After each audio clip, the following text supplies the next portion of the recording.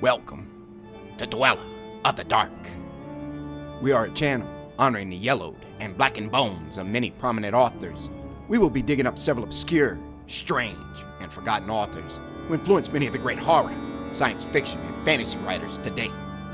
More tales of the horrifying, obscure, strange, and forgotten are climbing out of the tombs. Subscribe, comment, like, donate, or I'll send Thaddeus Forge to steal your heathen soul. Unknown horror masters, send us ghoulish delights for the Skull and Bones collection. Your pound of writer's flesh will continue to feed our ghouls for now. Books, websites, podcast, in the links below. Children of Horror, Legion of Ghouls. Tonight, we present the powerful writer of The Sound and the Fury, William Faulkner, and his terrifying thorny tale, A Rose for Emily. Enjoy. A Rose for Emily. First published in the Forum, April 30th, 1930. 1. When Miss Emily Grierson died, our whole town went to her funeral. The men threw a sort of respectful affection for a fallen monument. The women mostly out of curiosity to see the inside of her house, which no one save an old manservant, a combined gardener and cook, had seen in at least 10 years.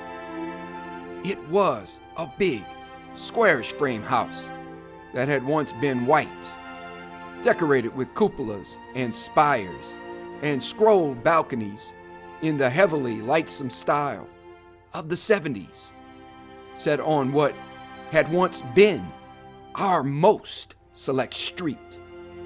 But garages and cotton gins had encroached and obliterated even the august names of that neighborhood.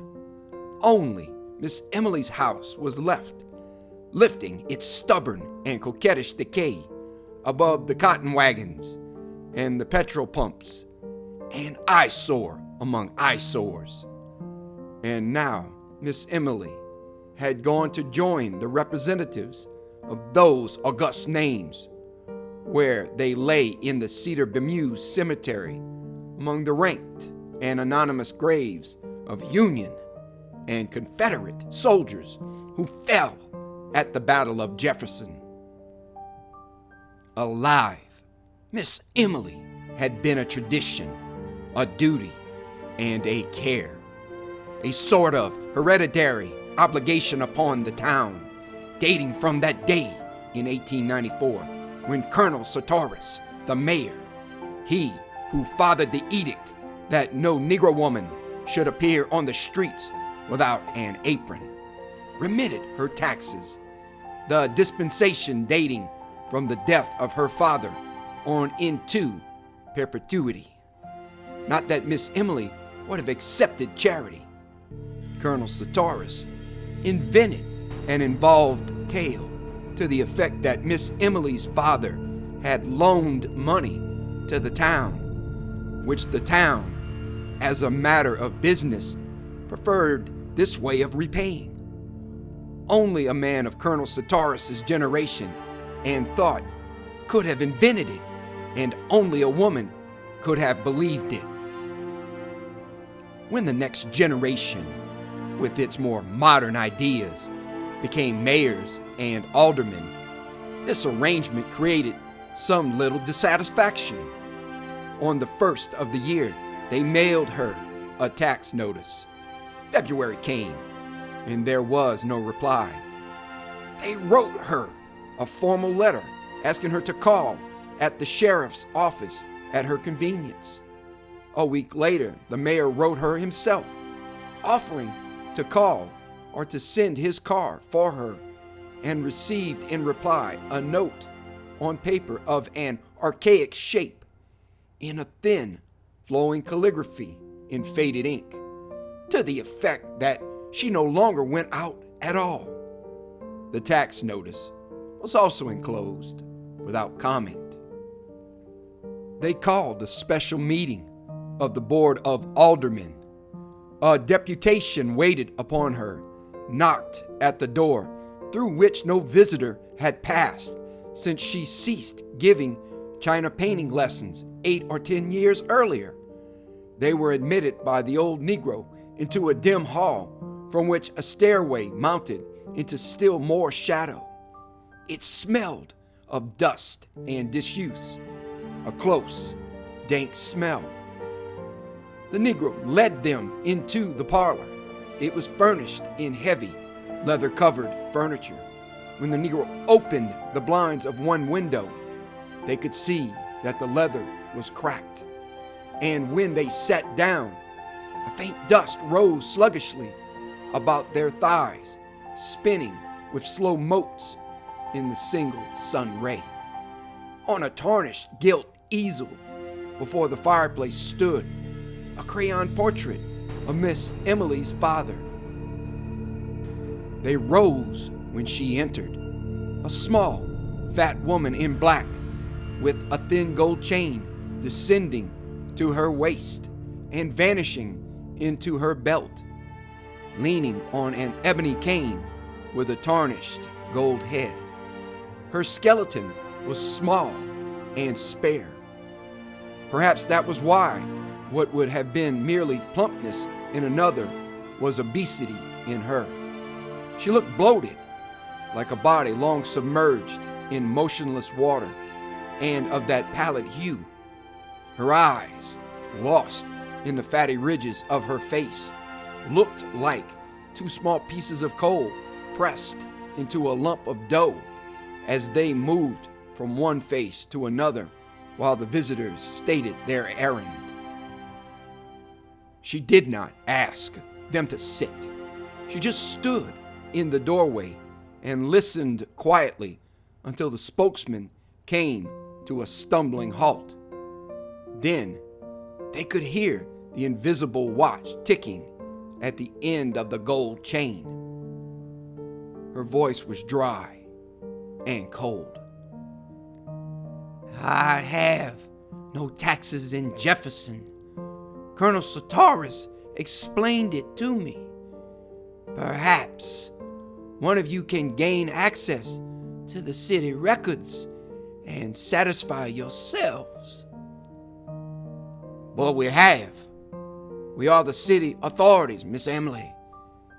Didn't you get a notice from the sheriff signed by him?"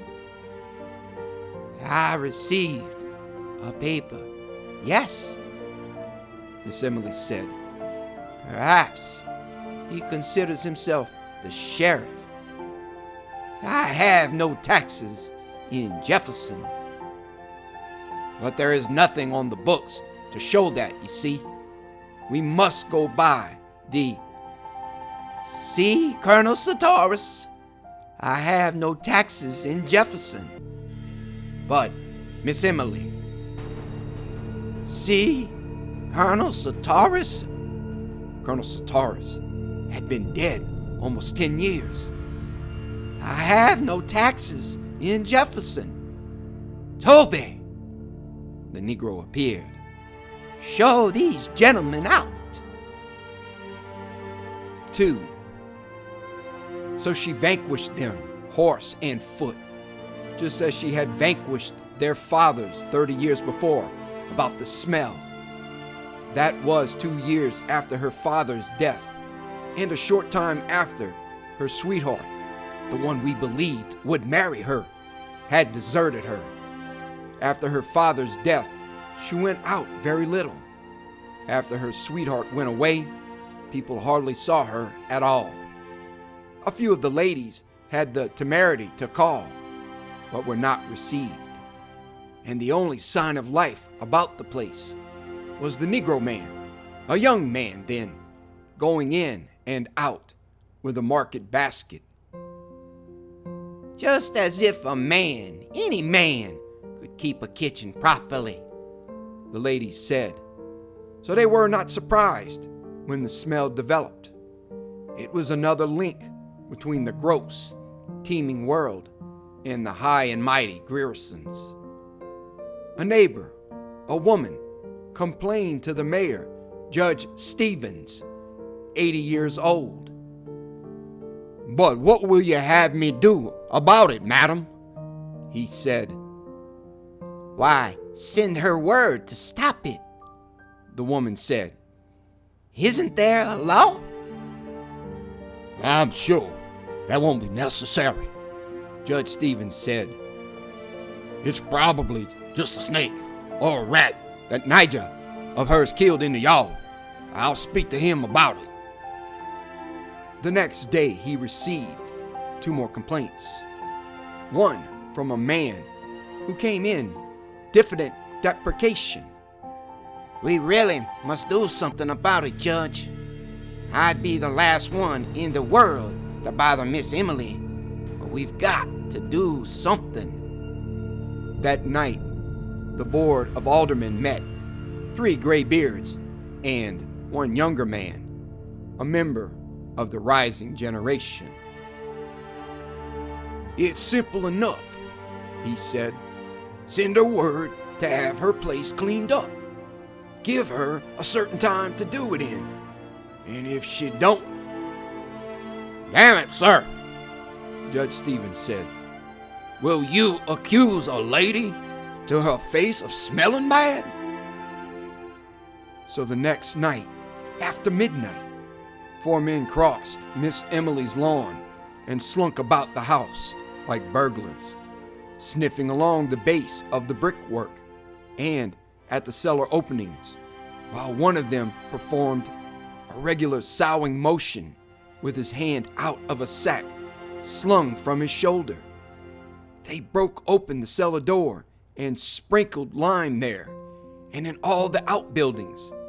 As they recrossed the lawn, a window that had been dark was lighted, and Miss Emily sat in it, the light behind her and her upright torso motionless as that of an idol. They crept quietly across the lawn and into the shadow of the locust that lined the street. After a week or 2, the smell went away. That was when people had begun to feel really sorry for her. People in our town remembering how old lady Wyatt, her great aunt, had gone completely crazy at last, believed that the Griersons held themselves a little too high for what they really were. None of the young men was quite good enough to Miss Emily and such. We had long thought of them as a tableau. Miss Emily, a slender figure in white, in the background, her father, a spraddled silhouette in the foreground, his back to her and clutching a horsewhip, the 2 of them framed by the back-flung front door. So when she got to be 30 and was still single, we were not pleased exactly, but vindicated. Even with insanity in the family, she wouldn't have turned down all of her chances if they had really materialized. When her father died, it got about that the house was all that was left to her, and in a way, people were glad. At last, they could pity Miss Emily, being left alone, and a pauper. She had become humanized. Now she too would know the old thrill and the old despair of a penny more or less. The day after his death, all the ladies prepared to call at the house and offer condolence and aid, as is our custom. Miss Emily met them at the door, dressed as usual, and with no trace of grief on her face. She told them that her father was not dead. She did that for 3 days, with the ministers calling on her and the doctors trying to persuade her to let them dispose of the body. Just as they were about to resort to law and force, she broke down, and they buried her father quickly. We did not say she was crazy then. We believed she had to do that. We remembered all the young men her father had driven away, and we knew that, with nothing left, she would have to cling to that which had robbed her, as people will. 3. She was sick for a long time. When we saw her again, her hair was cut short, making her look like a girl with a vague resemblance to those angels in colored church windows, sort of tragic and serene.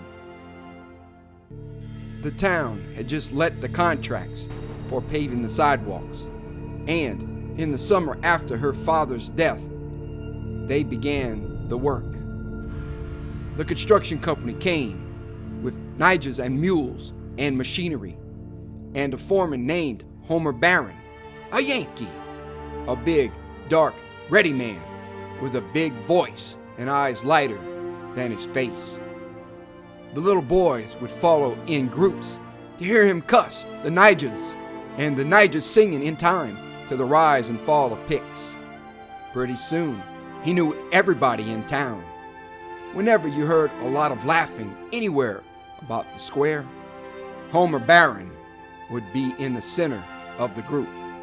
Presently, we began to see him and Miss Emily on Sunday afternoons, driving in the yellow-wheeled buggy and the matched team of bays from the livery stable. At first, we were glad that Miss Emily would have an interest, because the ladies all said, "Of course, a Grierson would not think seriously of a northerner, a day laborer." But there were still others, older people, who said that even grief could not cause a real lady to forget noblesse oblige without calling it noblesse oblige. They just said, "Poor Emily, her kinsfolk should come to her." She had some kin in Alabama, but years ago her father had fallen out with them over the estate of old Lady Wyatt, the crazy woman, and there was no communication between the two families. They had not even been represented at the funeral. And as soon as the old people said, "Poor Emily," the whispering began. "Do you suppose it's really so?"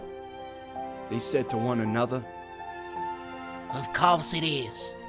What else could?"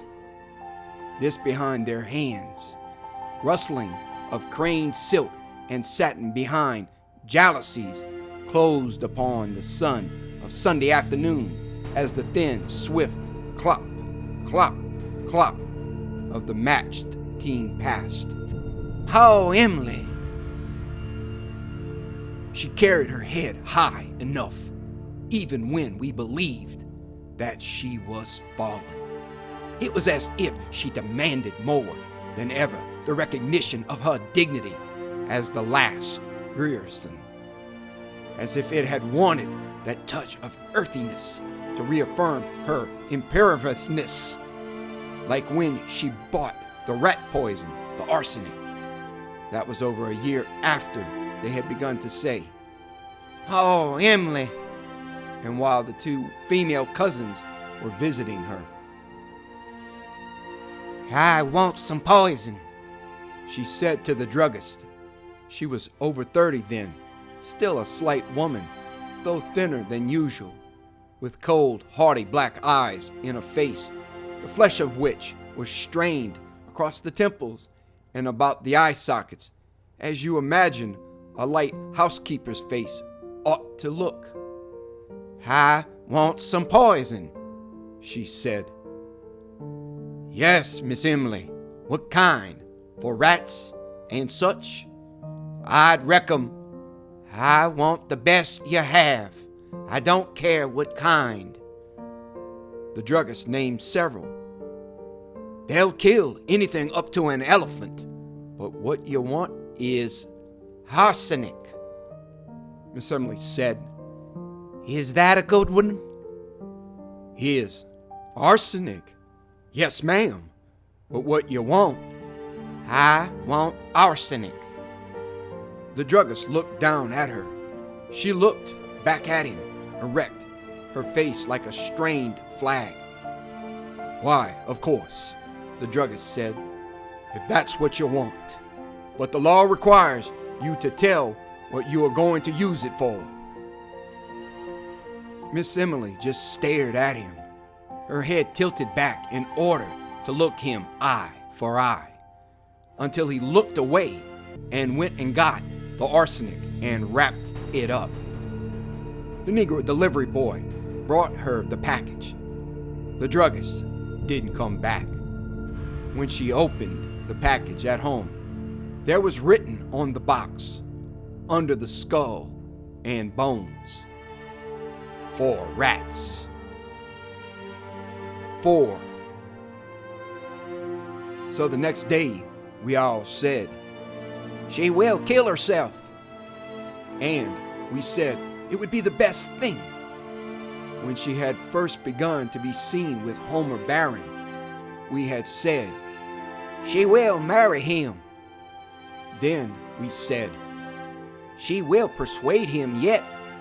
because Homer himself had remarked he liked men, and it was known that he drank with the younger men in the Elks Club, that he was not a marrying man. Later, we said, Poor Emily. behind the jalousies as they passed on Sunday afternoon in the glittering buggy, Miss Emily with her head high and Homer Barron with his hat cocked and a cigar in his teeth, reins and whip in a yellow glove. And some of the ladies began to say that it was a disgrace to the town and a bad example to the young people.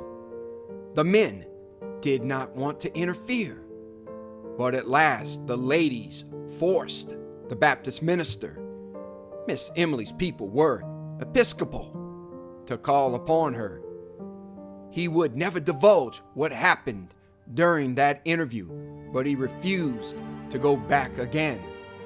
The next Sunday, they again drove about the streets, and the following day, the minister's wife wrote to Miss Emily's relations in Alabama. So she had bloodkin under her roof again, and we sat back to watch developments. At first, nothing happened. Then, we were sure that they were to be married. We learned that Miss Emily had been to the jeweler's and ordered a man's toilet set in silver with the letters HB on each piece.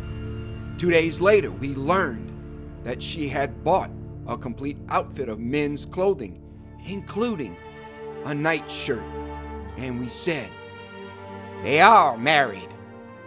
we were really glad. We were glad because the two female cousins were even more Grierson than Miss Emily had ever been. So we were not surprised when Homer Barron, the streets had been finished some time since, was gone. We were a little disappointed that there was not a public blowing off, but we believed that he had gone on to prepare for Miss Emily's coming, or to give her a chance to get rid of the cousins.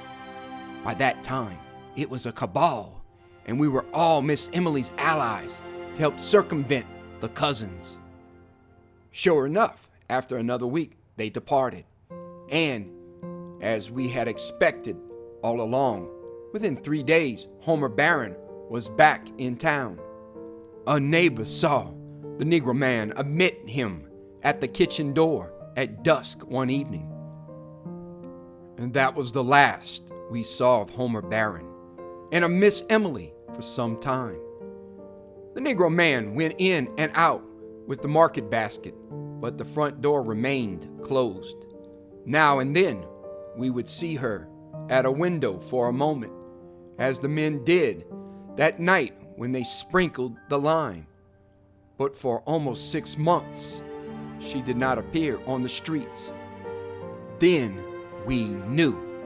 that this was to be expected too, as if that quality of her father, which had thwarted her woman's life so many times, had been too virulent and too furious to die. When we next saw Miss Emily, she had grown fat and her hair was turning gray. During the next few years, it grew grayer and grayer until it attained an even pepper and salt iron gray when it ceased turning.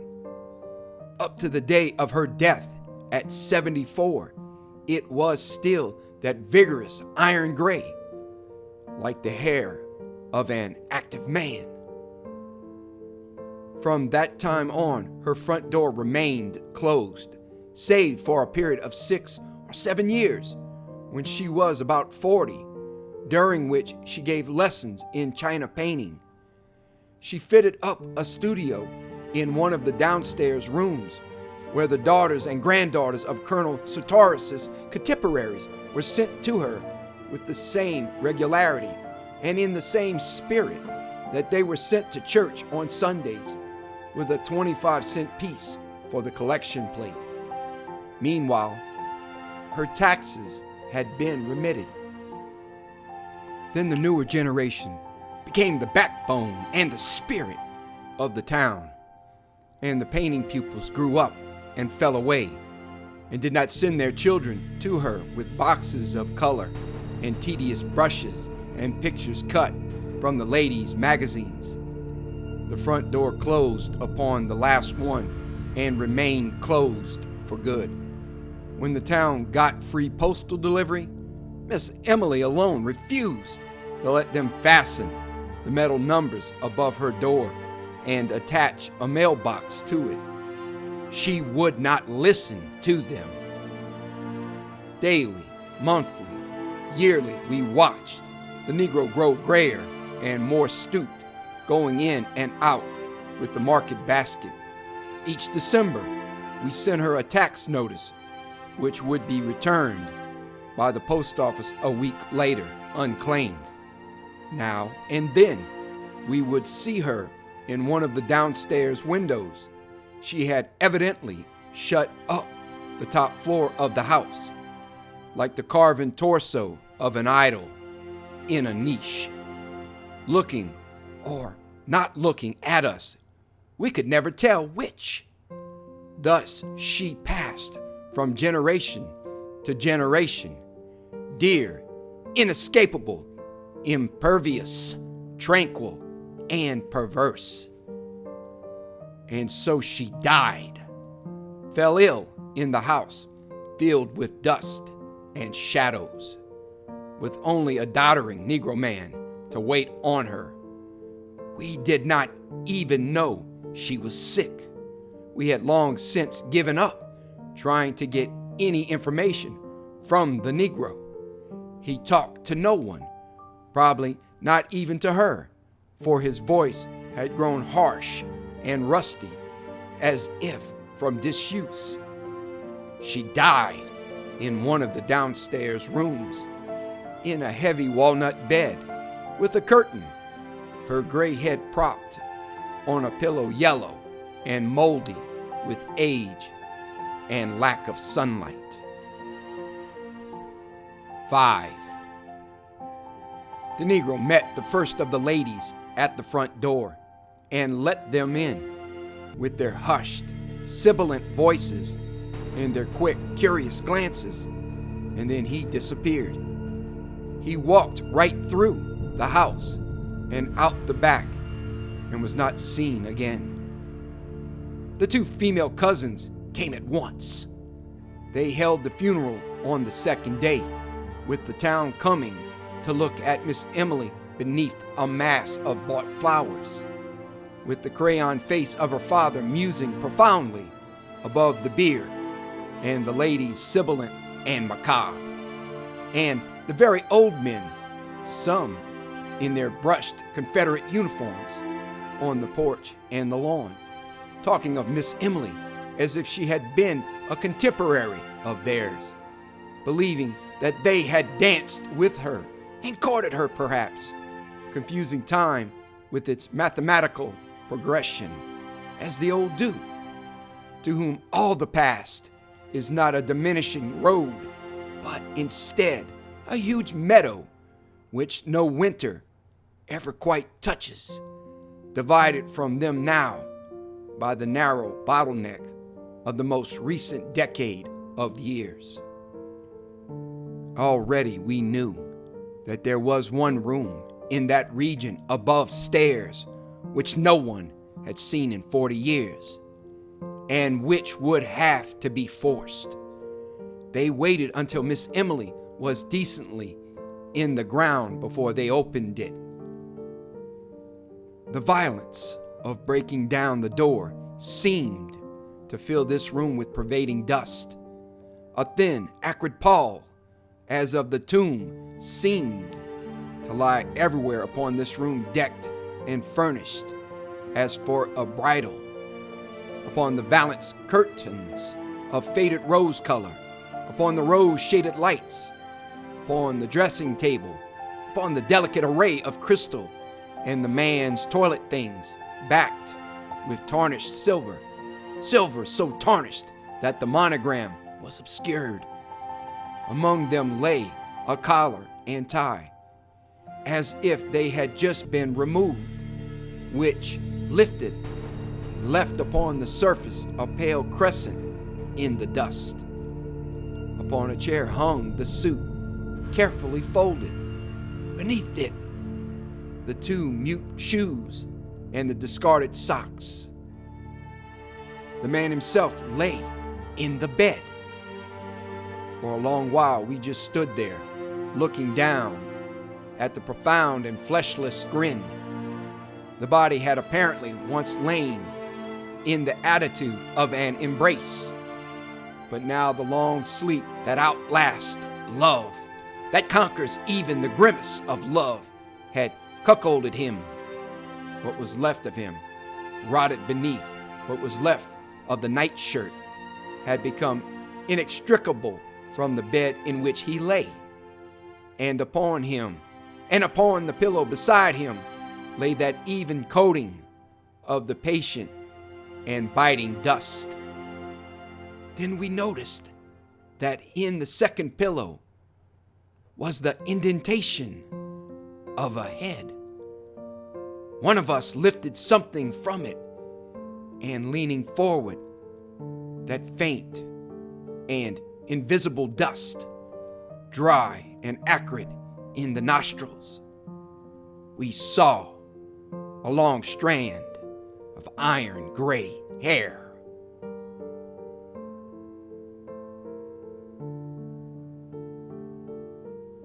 Thank you for listening. Have a great night.